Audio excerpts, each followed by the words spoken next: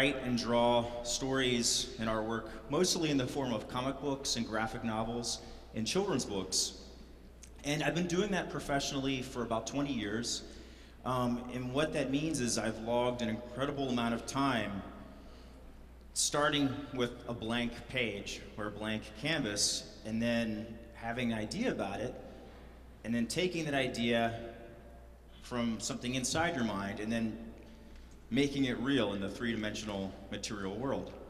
And so I guess I'll start like a little bit about like sort of my philosophy about like why I love that kind of medium is if you think in terms of technology as, I would say, you know, maybe the most primal first technology is language of some sort. If you think of technology in terms of something that goes beyond what your physical body in order to extend your reach. So probably one of the very first things you're doing are gesturing, you know, as the first technology, or writing things on the walls, you know, pictograms, images, so on. So I feel like the comic books and the graphic novels that I do integrate this idea of text and storytelling and words and interact and connect on the academic side of your brain, you know, the left side of the brain. But I feel like they use these pictograms and images that are something so incredibly primal that they kind of bypass anything that you have to think about too much, and it hit you on a completely intuitive level and engage the right side of your brain at the same time. So everybody talks about, you know, you like the idea of being right-brained or left-brained, but I really think that we should all be whole-brained because we have both of those sides, so we might as well use them. And I feel like what I do with comic books really engages that in people, and then as a creator, it engages that in me, because I'm very much looking in terms of the work that I'm doing is the pages, the work on the page and the panels. I don't even really necessarily consider that the real art of what I do. That's very much just it's kind of like a map that is just there to sort of guide what happens in your brain. It's like a navigational device, but it's as different as the real art as a conventional atlas is as different as the actual geography that it's meant to point at. Because if you do the comic books and the storytellings in the correct way, or maybe at their best way, what you're really doing is engaging the reader's mind to fill in what happens between the panels. And that is where the real magic of everything occurs. I would say the essence of comic books and graphic novels on their most primal base level is you have to have at least two images because it's about sequence. And so we're all, our minds are wired to create stories and wired to make sense of things. So as an example, if you have one image, say, of a cat sitting on a table, your brain says, you know, that's a cat on a table. And if you have another image that says there's a cat on the floor, it realizes that's what it is. But if you put both of them together, suddenly your brain constructs a narrative. There's no movement, there's nothing in between the panels, but now your brain says, I need to make sense of this. The cat jumped from the table to the floor, and it's constructed a story. Although nothing has moved, it's the reader's brain that's moving. And that's what is really exciting about what I do with the comics and the graphic novels and children's books and, you know, any kind of storytelling that leaves enough space to engage the readership or the audience as much as possible. You don't want to give too much information. You know, it'd be like, you know, a comedian laughing at his own jokes. There's nothing for the audience to do. But if the timing is there just right, you set up the joke and the punchline, and then you say something, and then the audience connects why it's funny and why they should laugh, and they have a visceral response to it. So that's what I love about this. I love that connection, and I love the idea that this is just kind of a pointer. These panels and these pages are just kind of a pointer to this story that's really happening in the reader's mind, and it happens differently every reader, and sometimes the same reader at different times in their life. Because if a different reader approaches it, say, as they are in one age, you know, maybe you think back, you read something when you're 12 years old, and it's very magical, and there's something incredible about it.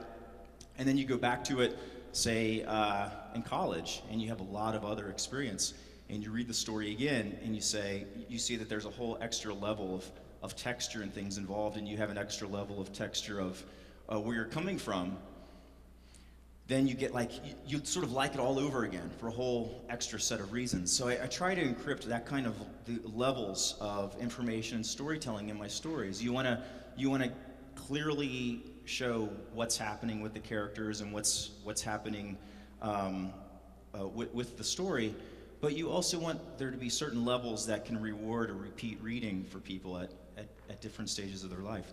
But I could talk about my approaches and mixed media and panel design and thinking in terms of storytelling as like music composition, building a crescendo to things and all the beats of the panels and the architecture of all that. I could talk about that for hours, and I love it.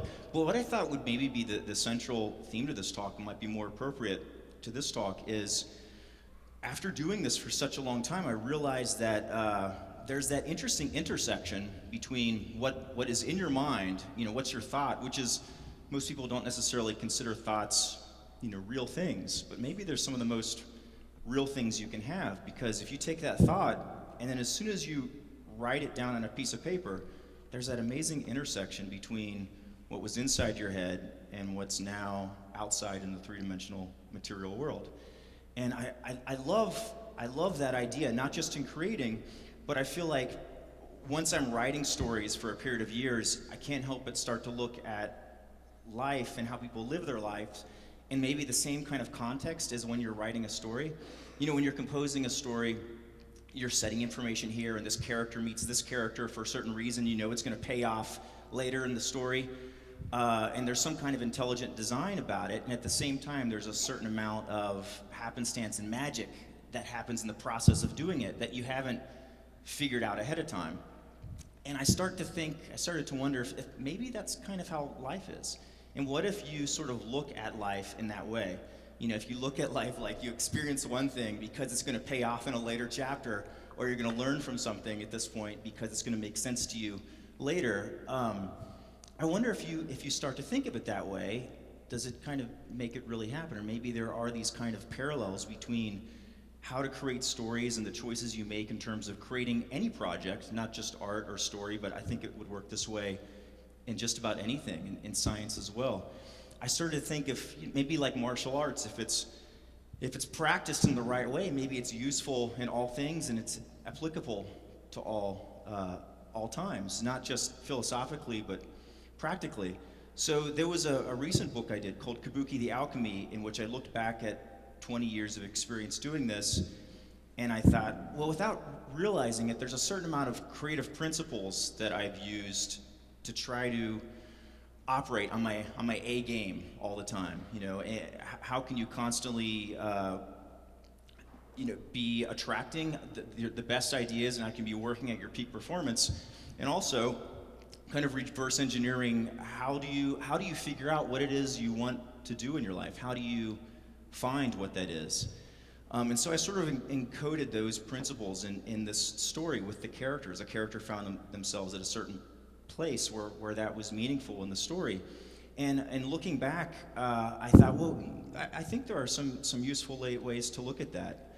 I thought, look back to what it is that you loved doing when you're maybe 9 to 12 years old. Because this is an age where you're sophisticated enough to know what you really enjoy doing and what you love out of life. But it's right before you become a teenager, or between you're 12 or 13, you start to get a sense of what the adult world expects from you, and you start to get a sense of you're going to have to major in something. You're going to have to take certain ideas that you have that you love and whatever your passions are, and maybe fit them into just small enough of a box of something that you can take a class in. So before you start to wonder about those considerations of the adult world and those expectations, think back to what you loved doing then. I remember reading a conversation between the film editor Walter Murch and the author Michael Ondaatje, and they were sort of discussing that at that age, they kind of ended up sort of doing in one sense or another what they loved at that age. And I wonder if you love something at that age because if you love it, and maybe if you're good at it, or if you have a passion for it, maybe it's because your brain is hardwired for you to do that.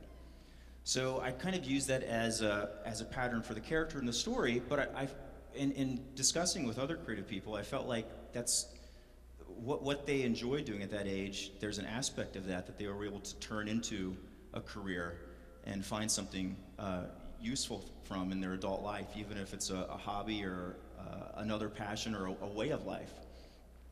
And the other thing, sort of the next thing I thought about in terms of, the parallels between having an idea and of whatever project you're doing, and also turning that into like a way of life. Once you start to feel that, and once you start to think, oh, that's a great idea, you'll start to feel certain kinds of resistance. And usually you'll feel this kind of resistance in ways that people present in very reasonable cases. They'll tell you, well, you need security, so you should have a plan B, or maybe that's not, we've heard of starving artist, or this idea isn't necessarily going to work, so you have to find something that's more secure. But whatever job you have, there's even if it's a big company, or even if it's it's a massive company, and if you've worked there forever, they'll still lay you off, and they'll still fire you, and they'll still stab you in the back if they need to. So you kind of have to be comfortable with the idea that the security is an illusion, and there is no security anywhere. So you might as well be doing the thing that you really enjoy, and succeeding or failing at that, than compromising and doing something you don't enjoy as much because you think there's some security in it, because there's not. So if you can make peace with that kind of idea, it really frees you to sort of do what you're really interested in doing.